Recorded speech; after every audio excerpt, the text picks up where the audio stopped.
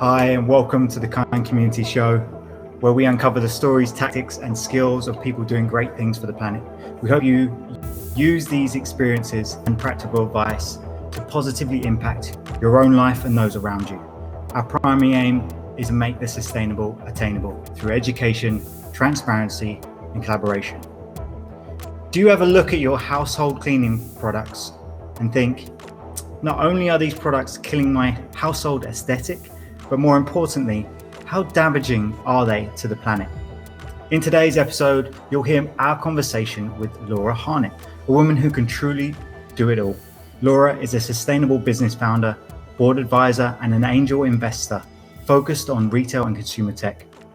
She is a former strategy consultant and senior executive in retail and a trustee for EdTech charity Hello World. In September 2020, Laura founded Seep, an eco-friendly household cleaning products company which sells sponges, scourers, and cloths that are plastic-free and 100% compostable. Finally, a product that helps us go greener for our household chores and quite literally seep back into the earth of their use. Hi, Laura, welcome. Hi, very grateful to be on your show. Thank you for inviting me. Our pleasure, our pleasure. Tell us a bit about your personal relationship with sustainability. What first drew you to climate issues, and when did you decide to make solving these problems your career? So I think like probably many people on your show, this is something that I grew up with. So, spending a lot of time outdoors. I then went to this incredible school called Atlantic College in my last 2 years, so 16 to 18. And it's about you go and stay in this beautiful place with people from around the world. And you're taught that basically you can solve some of the world's problems, or by teaching this next generation to love their planet and each other better. So that place is called Atlantic College. Look it up. There's another 10 of them around the world. But actually, you leave that place with this feeling like you're there to make a difference. You've been given an opportunity. After that, I went into the corporate sector where, you don't make about, you make a difference for shareholders. You learn a huge amount. You earn a good salary, but actually the impact you're having isn't great on very often on the planet. So I was living kind of in my personal life, I was living sustainably, trying to make positive differences, making sure my kids and a husband, were eating organic and good quality stuff and being careful. But actually my corporate life didn't match up to that. And so when my last role was at Selfridges, which obviously is at the forefront of kind of sustainability and really pushing the conversation forwards. And when I left Selfridges, that's when I realized actually now I have got the opportunity to marry up my how I feel about sustainability in my personal life and in my career. And then the idea, when I've been sitting on the idea for Seep for quite a while, and then suddenly it felt like it all slotted into place. So finally not having these kind of two different kind of voices on my shoulder. Who and what inspired you to start Seep? Who told you, if anyone, that you were absolutely crazy?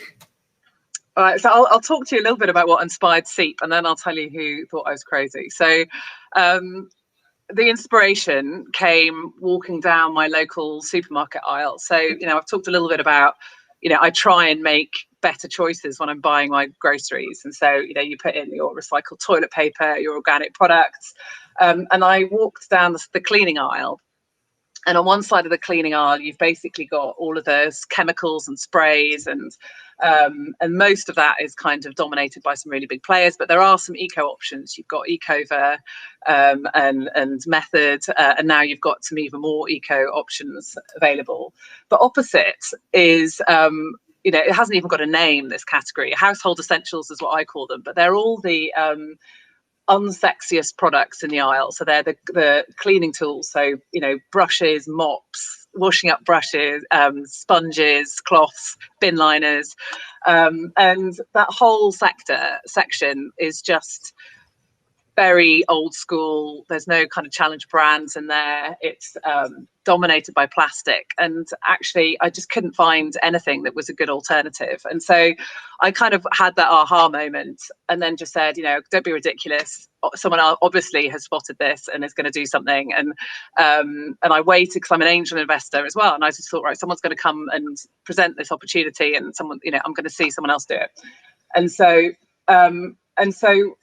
whilst having that idea at the back of my mind, you know, when I left university, which is quite a long time ago now, like no one went into entrepreneurship. Like no, you know, you went into banking, law, like consulting, if you're great, you know, or into some sort of big, you know, corporate grad scheme. And so I thought I'd missed the boat. You know, I was like, there's no way that I can be an entrepreneur. It's too risky. Like, why would I do it? Why would I go back to zero? That's how mentally I was thinking about it. And then at the beginning of lockdown, the first lockdown, I just thought, you know what, I was the main barrier. I was the person who was telling myself that it was a crazy risky thing to do, and why on earth would I thought risk everything I'd done to kind of start from zero again. So you know, I kind of lost the fear. Basically, I lost the fear, and once I got out of the way of myself, there wasn't anyone else. Everyone else thought it was a great idea and encouraged me. So I think that's probably, yeah. And once you start looking at the stats, that, you know, it's, you know, the most successful founders are in their 40s, you know, because of the network they've got and the funding they've got. It makes a lot of sense. So yeah, I think those were my greatest critic was myself. That's an interesting one. You always have I tend to have always found that there's at least one person that thinks you're crazy, but when it's yourself, you get over that, and here you are. What has been, and perhaps still are, some of the biggest challenges faced when ensuring sustainable practices are an integral part of your business decisions? I think this is a really tricky question, actually. It took me a long time to kind of think about this, and I think the hardest thing is when you're a startup, you only have so much money, right? And you're trying to bring a product to market that people can afford, because you don't want it to be sort of an exclusive thing that is, you know, is just too expensive to people. So the hardest thing is cost. You know, everything about being sustainable tends to add cost to your business. And when you just want to get a product out there and get some revenue under your belt to try and build your team, build your business, it's really tempting to cut the corners and not live your ethics, basically. So I think that has definitely been the most challenging thing. So I mean, a really good example is you know, we've just launched a very small range to test of kind of organic tea towels, and it would have been, you know, we would have got to market much faster and at a lower cost if we'd compromised, right? Not done organic. Does everyone know organic? Will they pay the premium? You know, even on the packaging, you know, actually there was, you know, it was a pain to say, look, I don't want any plastic on any of the packaging, even the tiny little sticker that closes the kind of packaging.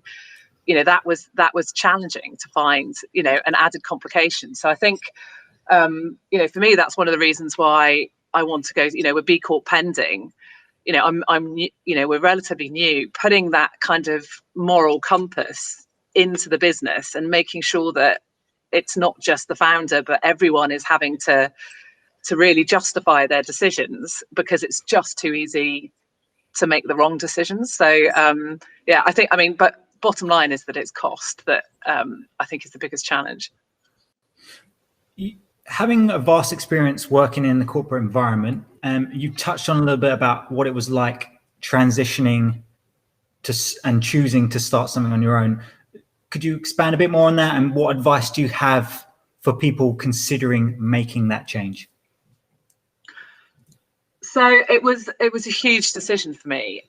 You know, I've been really lucky to have a fantastic corporate career. You know, I started off as a buyer for FTSE 100 for Compass Group, and then strategy consulting, so working for big corporates So some of the best brands, and then Selfridges, which is, iconic, and you learn so much. So I think that learning curve is fantastic. It gives you a great base. But I think what I felt was that I was becoming disconnected to the new leaders and the new entrepreneurs and where the growth was happening. My knowledge was about how to grow already big corporates to be even bigger, and to manage decision making, and how do you make massive decisions.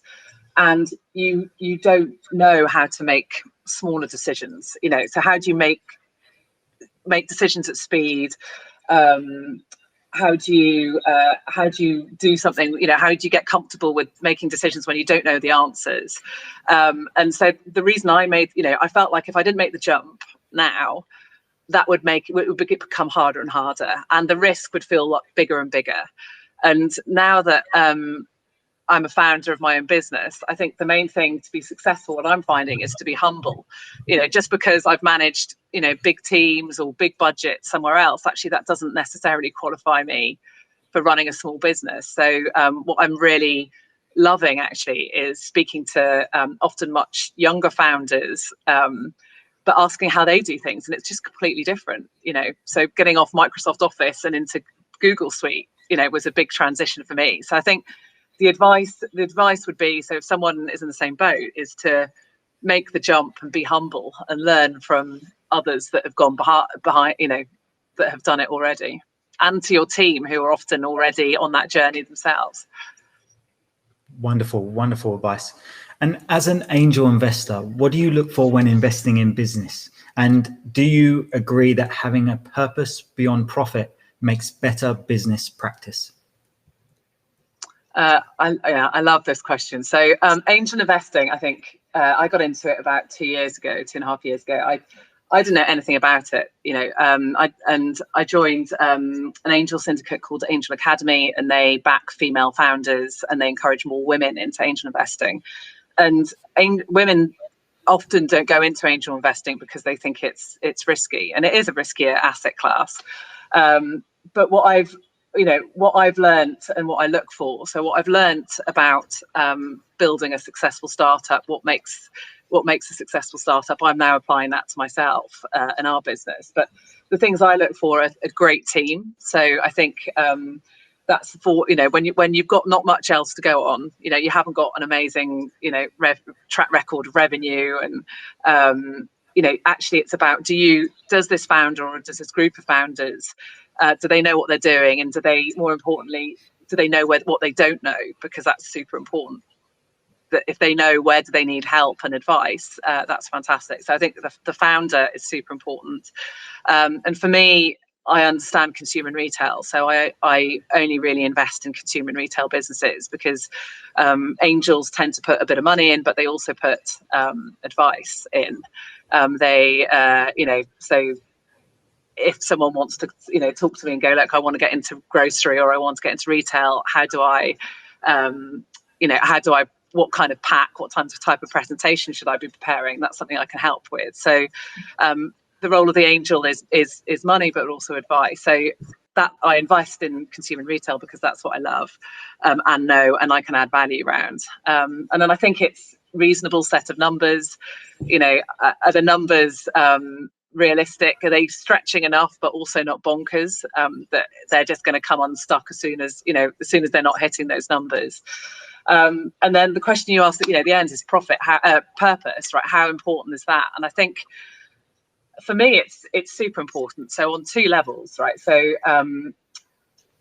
if a business has got purpose built at the heart of it, that's going to be a great thing for their customers, right? So customers are more and more going to be looking for businesses to invest in, to buy, that have purpose at the heart, that are beyond just a nice pack and a good bit of marketing. So I think it makes good business sense. If you're a business with purpose, the chances are that you're going to be profitable and growing nicely. But it also means that founder's got a set of values that's going to permeate the business, and I'm going to be supporting a business that fundamentally I think is doing a really good is making a positive difference on the planet. So a good example is I came across a business called Stitched, who do blinds and curtains. They're B Corp pending, and a lot of the materials they use is repurposed, recycled material. Amazing founder. The numbers are stretching but realistic, but more importantly, they've got a strong kind of ethical core going through them. So I think that it makes good business sense as well. Wonderful.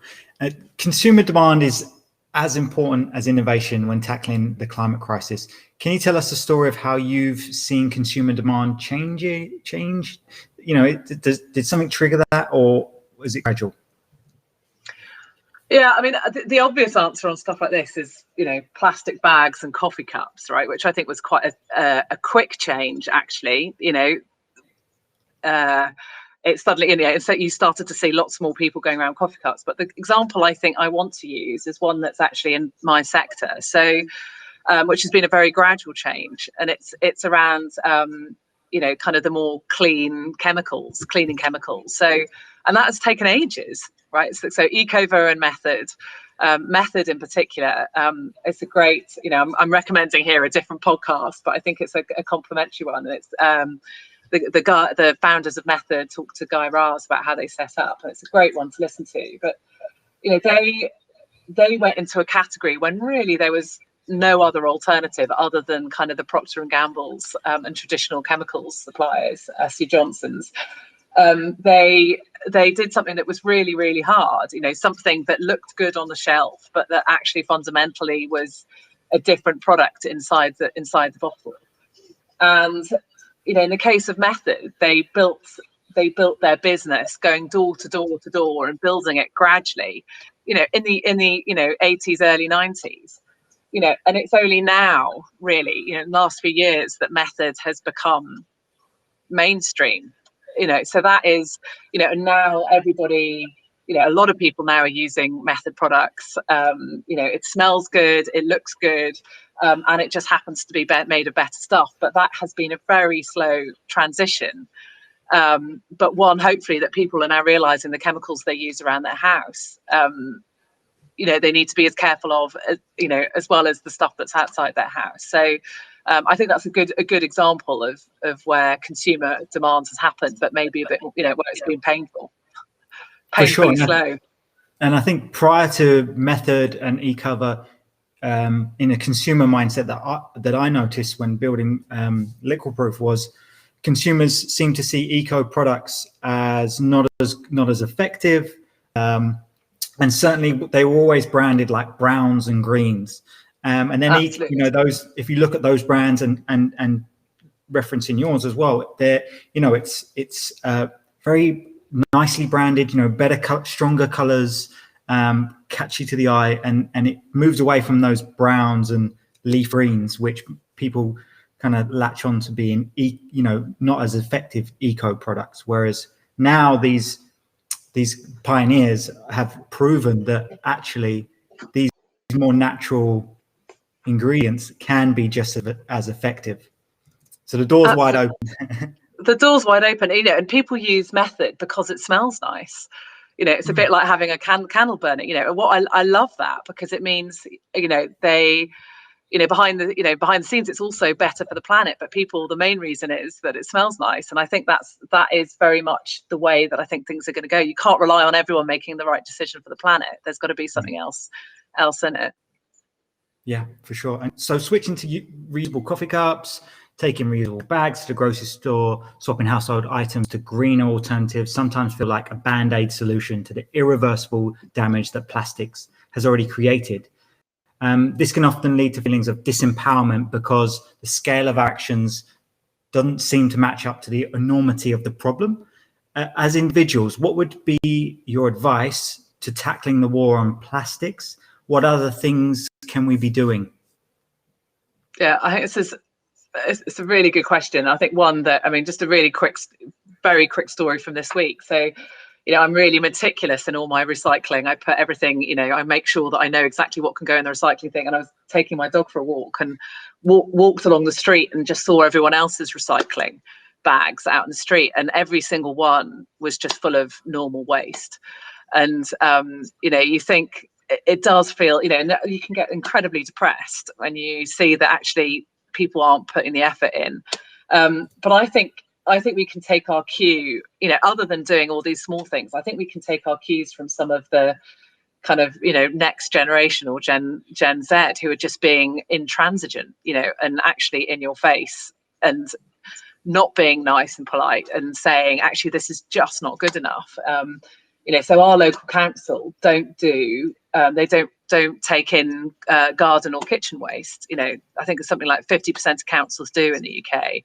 And I just think that's, I think that's not good enough. And I think the more people can use their voice on platform, on social media, and just being a pain in the arse to say, look, I want to do the right thing here, and you're making it, other people are making it really difficult. So that might be your local council. It might be, every time I get a delivery, now I won't name names, but, and it's covered in plastic. Actually, it's not good enough.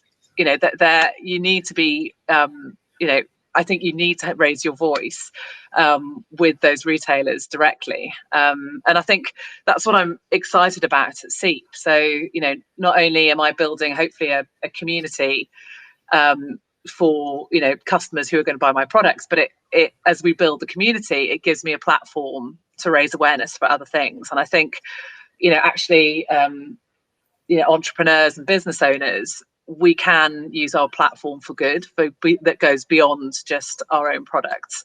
So that's it. That's what I would say. I'd just say be intransigent. If something isn't right, don't just have a moan. Send an email, do something about it. And I think if there are other founders out there, then think about how many people are. How can you use your platform to go beyond selling? Laura, what balance do you think we need to strike between the damage we've done so far and the optimism for the future? How do we bring people along with us in an inclusive way so that people don't lose hope in the face of the crisis? I think the main thing is to be not toxic. And so I think there's a huge amount. I mean, you talked a little bit about the kind of brown and green, there is this sort of stigmatism associated sometimes with eco products, right? They don't always look the best. And I think, there are supporters of those eco products and in that community that can be really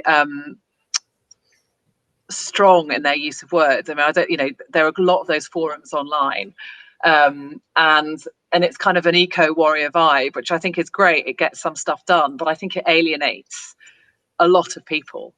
And so I think keeping the conversation positive, especially as a brand, or even as someone who believes that they want to live their sustainable lives, but not in an eco warrior way, I think that is all helps other people that are on the fringes or that aren't living eco lives to start adopting it. I mean, there's this there's an amazing book I've just read called Sustainable-ish. It's run and she runs a community, Jen Gale.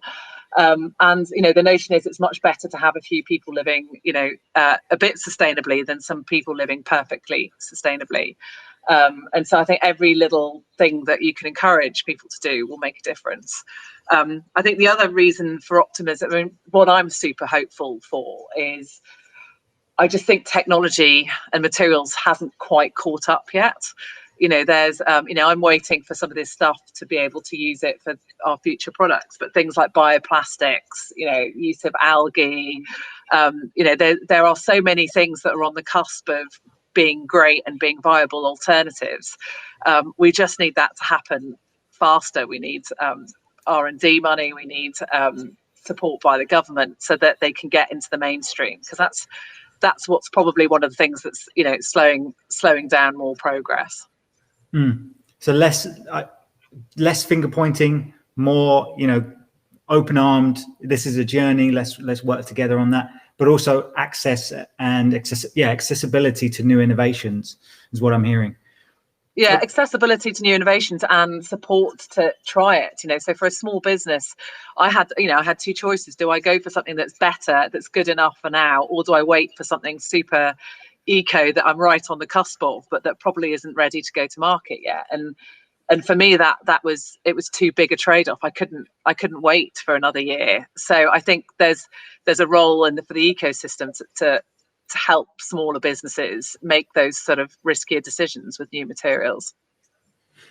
And just if I can sit on that point a little bit, what would be perhaps an idea that we could go back to investors with that exact journey you said there, whereas, investors want to see, future innovation, aspiration.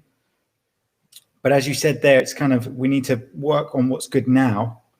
But a lot of people a lot of investors want to get the latest stuff, own the IP, and looking at tech that's just ahead of the curve. How do we open that conversation up? I think so. I mean, there are various R&D credits. There are grants out there, and investors love grants because it's non-diluting, right, for their and there are a lot out there, but there's a lot of people going after them. And so, I think, opening that up, getting more of them out there, so that they're easier to get for the right technologies, I think will bring more investors into it. So it's something that should be complementing traditional investment. And I think there's also an understanding. So some investors want to see that amazing technology right now, but actually maybe it's part of the story, right? So we want to get to that point, but here's the V1. This is the vision. Help me get to the next one and take a bigger risk. So I think it's a combination of investors who can see a vision and be prepared to support it, as well as government putting even more. They're doing lots already, but I think they could do even more. What would you like other companies to learn from Seep? Honestly, I think this is like too early. So I would love to think that they can learn from us, but we were founded last year. We went, we started selling in October. So I think, I have a huge amount to learn from them. And I think it would be, I don't know, I'd sound like a complete big head if I said that they had loads to learn from us. Yeah, it's just not, I think hopefully people, what I'd love to think is that people who are in my shoes a year ago, so people with a great idea that are feeling scared and risk averse, hopefully they can learn from me and see actually, look, maybe it's not as impossible as I thought it was. Maybe it isn't as crazy risky as I thought it was, and we'll take the step into being, founding their own business. Hopefully they can learn something. And if I can perhaps provide some learnings that I've seen in your journey so far, is to other companies that going plastic free is a viable option now.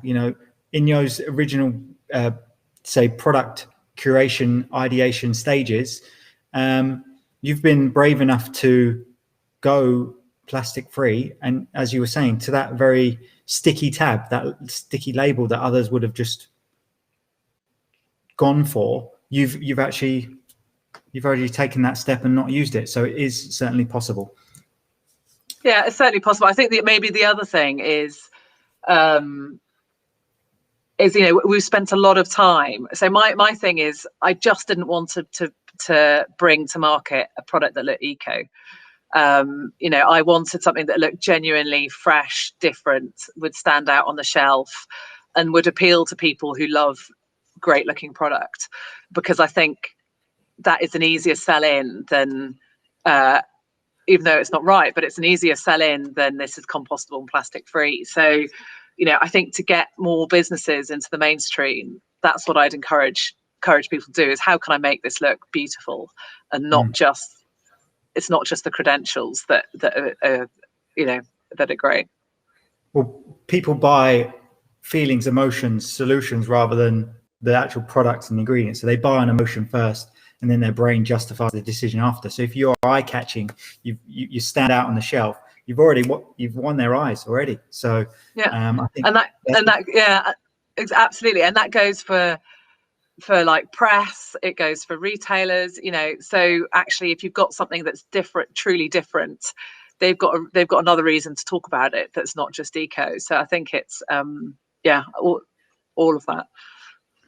What companies do you take inspiration from, Laura, and which leaders do you admire most?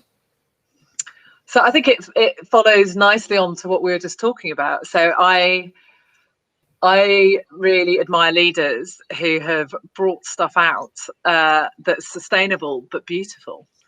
And so the people, you know, like the founders at Dame, so Celia and Alec, you know, they've got an incredible product, but it's just stunning. You know, the visuals, you know, the way it stands out on shelf, the marketing that's put together behind it. They've paid so much attention to how it looks. And, you know, it sounds like, I don't know, to some it probably sounds like frivolous, you know, but actually I just think that is going to be the trick to get eco products into the mainstream. So the Dame crew, I think, are doing an amazing job. Stella McCartney, you know, she's the obvious one, having come from Selfridges. You know, she's been doing this for years and years and years. She's been intransigent in her views and hasn't taken no for an answer, and has got, you know, she was doing sustainable fashion before it was a thing, and so I think she's doing great things. And the guys at Good Club, I don't know if anyone else has, you know, any of your listeners have tried them, but I think, you know, one of my frustrations is still going around a supermarket, the amount of packaging there, and how, you know, but I still do it because it's the easiest place to buy from. But I think solutions like Good Club, where, you know, they bring you, you know, loose product in a container that you unpack and then leave outside your door. They've just thought about how can we take down all of the friction and the barriers to stop people from living more sustainably and make it just easy for people. So yeah, I mean, there's so much inspiration. What's next for you? What are you most worried about, and what are you most hopeful for when visualizing a sustainable future for people and planet? So, you know, I'll talk about Seep. So what's next for us is that we've just brought on our fourth team member, which is really exciting. She's going to be heading up all of our buying. And for us, what we want to do is, if you'd imagine that aisle in the supermarket again, I'd love to have an alternative that looks great but performs and is eco for all of those products there. And so I'm super excited about doing that and being able to give people a genuine choice that is available to them. But that brings anxiety as well, right? So we've just talked about materials. Actually, do those, you know, are genuinely better materials? Do they exist? If they do exist, do they perform? Because, you know, a lot of these things are underwater, you know, they're constantly damp. You know, we've had issue, you know, not saying, you know, it's been, you know, there's been some learnings already.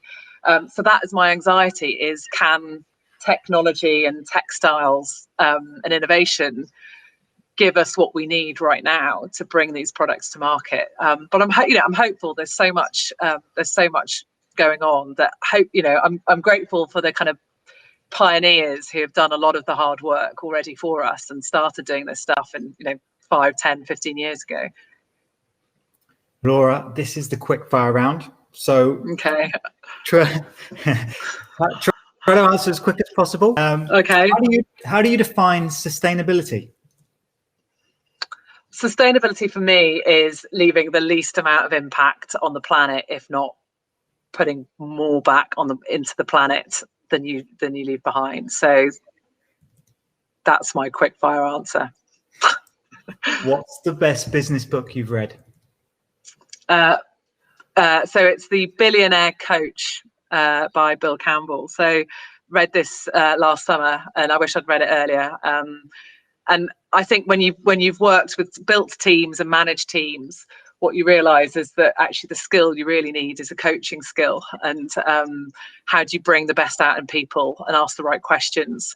And I think all the best leaders do that really well. So I'd really recommend that book, because it talks about it in there. Personal favorite of mine as well. What's your favorite sustainable hack?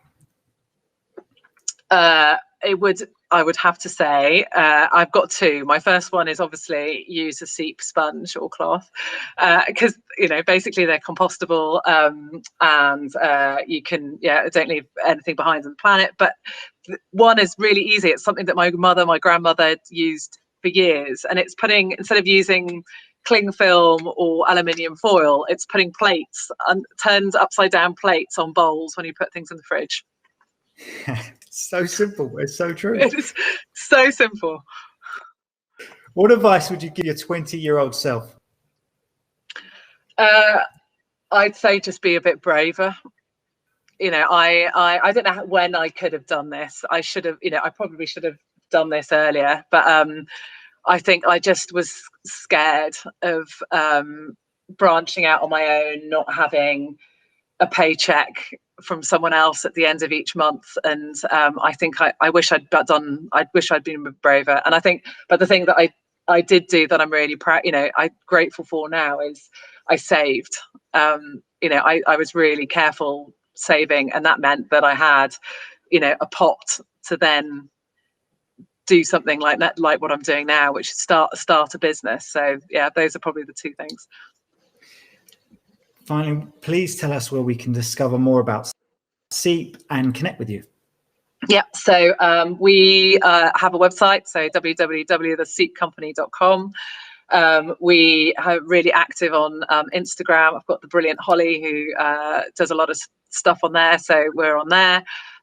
We're live with Amazon, and you can get us from Bow Collective and a few sort of independent eco stores. So come and find us. And then we've set up a code for some of the Kind community, so it's Kind15, and that will get you 50% off. So please come and have a chat, interact on our feed, and if we think we're doing something that could be better, let us know, because I love that. So we had someone last week comment about one of our posts not being good enough, and you could feel a bit miserable about it for a bit, but actually she was spot on. So I think come and chat to us and start a dialogue.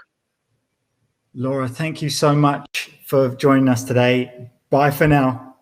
Bye. Thank you so much, Jana and team, for inviting me. It's been fantastic. If you were inspired by my conversation with Laura, please remember to subscribe, leave us a review, and share it with anyone you think would love to join our community. Remember to live what you listen and to put action into what you've learned today, because knowledge isn't power, it's potential power. You must use that knowledge for it to be powerful. Together, we can make the sustainable attainable. I'm Janavelli, and this is the Kind Community Show.